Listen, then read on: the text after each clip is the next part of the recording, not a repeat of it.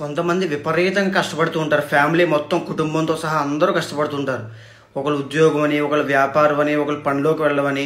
So మొత్తానికి ప్రతి ఒక్కరు కుటుంబ సభ్యులంతా కష్టపడుతూ ఉంటారు. అయినా వాళ్ళకి సక్సెస్ రాదు, అంటే భాగ్యం రాదు, లక్ష్మీ యోగం పట్టదు.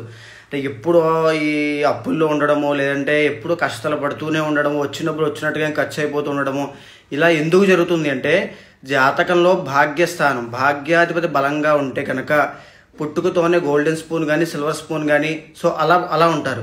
లేకపోతే భాగ్యస్థానం బలంగా ఉంటే పేదరికంలో పుట్టిన అతి తొందరగా ఎర్లీ స్టేజ్ ఆఫ్ ఏజ్లోనే సక్సెస్ అయ్యి భాగ్యాన్ని సంపాదించగలుగుతారు. ఒకవేళ కుటుంబంలో ఎవరి జాతకంలోనూ భాగ్యస్థానం బాగాలేకపోతే ఇలాగా కుటుంబ సభ్యులంతా కూడా ఇబ్బంది పడుతుంటారు. సో ఇలాంటి వాళ్ళు, ఇలాంటి పరిస్థితి ఉన్నప్పుడు ఏం చేయాలి, అఖండ లక్ష్మీ యోగం పట్టాలంటే ఏం చేయాలి? సో ఇలా అంటే ఆ యొక్క కుటుంబ సభ్యులంతా జాతకం పరిశీలించిన తర్వాత భాగ్యాధిపతి కొద్దిగా ఎవరికైతే బలంగా ఉంటారో వాళ్ళ జాతకంలో భాగ్యాధిపతి అయినటువంటి ఆ గ్రహానికి అధిష్టాన దేవతకి శాంతి హోమం జరిపించడం వల్ల, లేదా ఆ యొక్క గ్రహానికి సంబంధించిన రత్నం ధరించడం వల్ల, ఆ యొక్క గ్రహానికి సంబంధించిన అధిష్టాన దేవతకి మంత్రజపం చేయడం వల్ల తొందరలోనే భాగ్యం కలిగి అఖండ లక్ష్మీ యోగం పడుతుంది.